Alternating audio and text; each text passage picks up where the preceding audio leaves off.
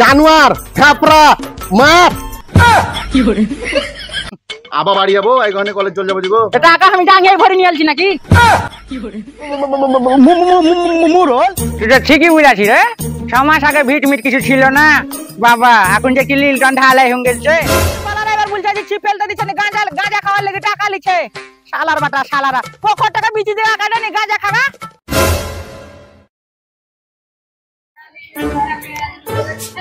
এই যে মাঠের দোকানদার মাছ না যায় এখানে দাঁড়িয়ে আছে রে বাপু ওই মাঠের ওই জমি গুলা আমার দেখিস ছাগল পাড়িতে তো না খাই না তো আগেবার দোকানদারের পদ কিন্তু পাবি না অন্য ঝুনাকে দিয়ে দিব আরে মাঠের দিকে যেতে হবে পোখর জোগাইতে দিয়ে আছে নাকি মাঠ কমিটি একবার দেখছি তো দেখে দাঁড়া শালা আচ্ছা লাগবেটা পাইলাম ওই খোড়া লাগবেটাই ভালো ছিল তবুও 24 ঘন্টা ডিউটি মারছিল আর এই বেটা শালাকে ডাকতেই তো লাগছে আমার এখন 10টা বেলা 10টা বেজে যাবে ওখানে মুনিশ টুনিশ দেখতে যাব এটাই তো বোঝার বাড়ি দেখি যাই উই লাগছে মুরল আর আমি লাগছে লাগবেটা ওকে এখন ডাকতে আসতে হয়েছে শালা আচ্ছা ছেলে পাইলাম ওরে লাগবেটা কে বে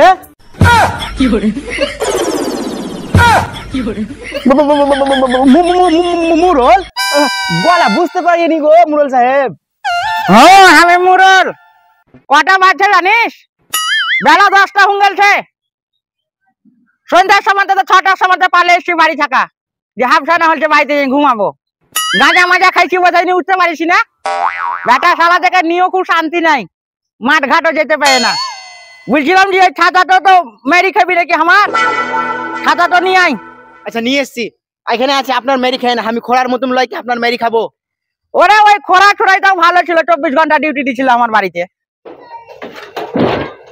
আর বাড়িখানে 3 মিনিট লাগাইতে পারিস না কইরে আচ্ছা চলেন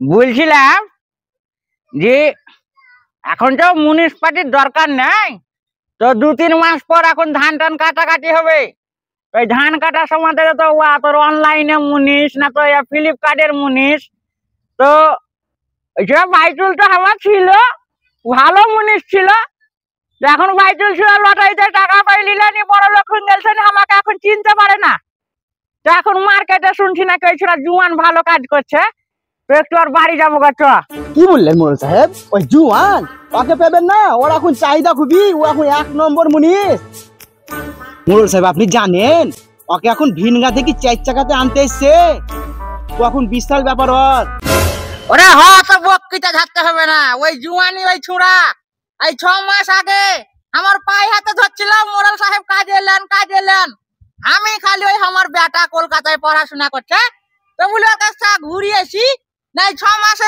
উপরে টপ র্যাঙ্কের মুনিশ গেল 4 টাকা না হলে যাই না মুনিশে তো দেখি ওর বাড়ি আর ছাতাটা তোর কাছে ধরবি না আমার কাছে নিয়ে আসবি বেলটা পেয়েছিলাম চল বুঝলি রে ওই কলকাতা থেকে এসে তোর বাড়ি এসেছিলাম তো নিয়ে ভাবলাম যে ওই দেখি বাইচুলকে একবার দেখা করি এবার বাইচুলের বাড়ি গেলাম তো বলছে মুরল এখন আইসিও না আমি এখন টপ র্যাঙ্কে চলে গেছি ওর লটারি লেগেছে ওই শুনলাম যে 1 কোটি টাকা না কত টাকা পেয়েছে ওরা ও টাকা থাকবে না চাষে খাটা টাকা থাকবে ওই সব টাকা থাকবে না দেখছেন মুরল সাহেব আপনার পকেটে কত যত্ন করে থুন দিয়েছি ওরে শালার বাটা শালা সবই খবর আছে আমার কাছে লোককে ছিপ ফেলতে দিচ্ছি গাঁজা খাওয়া টাকা পাইস না তখন খবর গিলা আমি সব পেয়েছি লড়া লোক ছিপ ফেলতে আসি ছিপ বালারা এবার বলছে যে ছিপ ফেলতে দিচ্ছে না গাঁজা খাওয়ার লেগে টাকা লিছে শালার বাটা শালারা পকর টাকা বিচি দেওয়া কাটে গাঁজা খাগা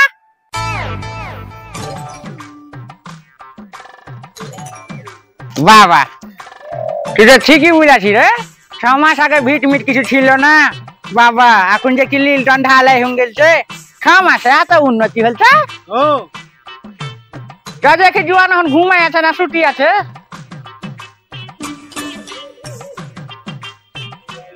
জুয়ান জুয়ান রে ঘুমাই আছে নাকি কই রে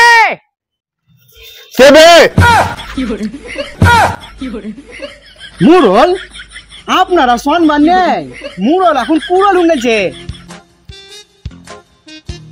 ছাতা টাকা বাইরে ছুঁয়াই গা কানে কুলুম গেছে মোড়ল সাহেব।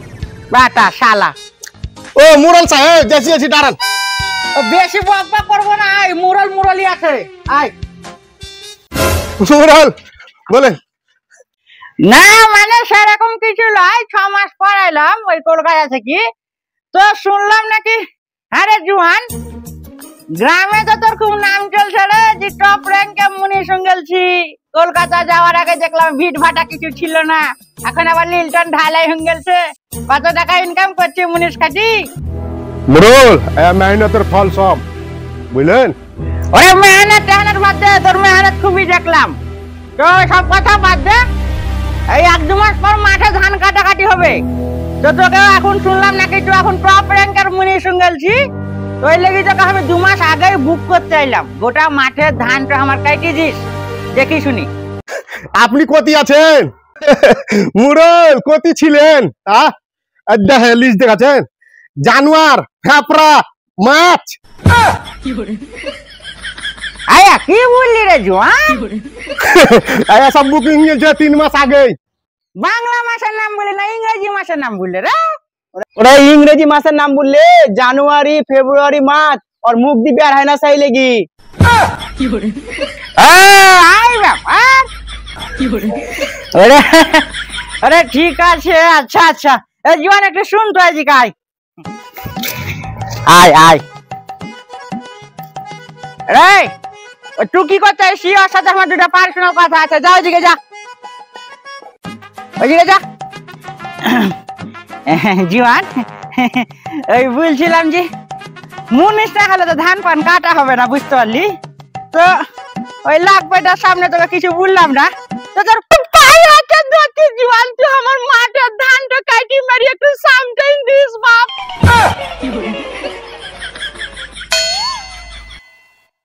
মুরল উঠেন উঠেন উঠেন উঠেন, মোর বেহিকালে আমার পায়ে হাতে ধরবেন।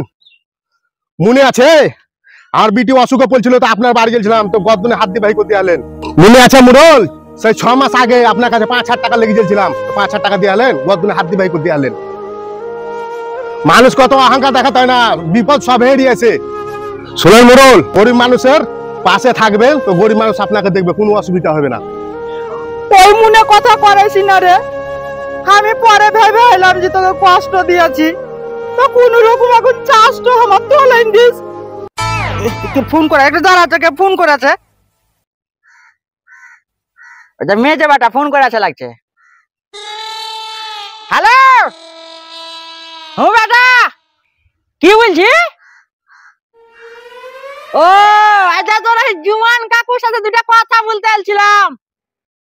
কি 500 টাকা? আরে শালার বেটা, শালা তোকে কাল 2000 টাকা দিলাম রে, ওই কি করলি? কি কলেজের অ্যাডমিশন বুঝিয়ে না ভর্তি? আবে এখন কলেজে কিসের ভর্তি চলছে বে?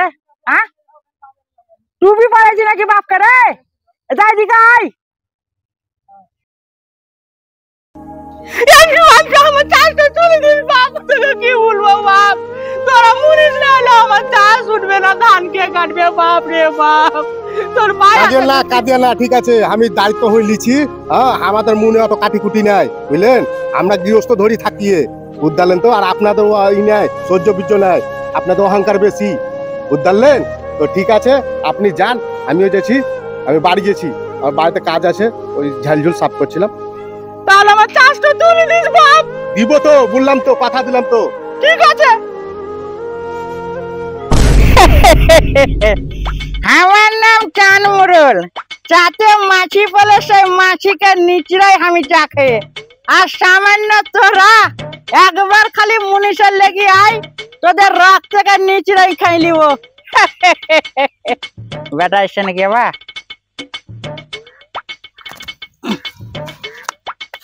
শালার বেটা, শালার একবার আই কেনে, একবার কাজে আয়, টাকা তো চাইবি কাজ করার পর, সেই দিন তোদেরকে দেখবো যে আমি কেমন মানুষ।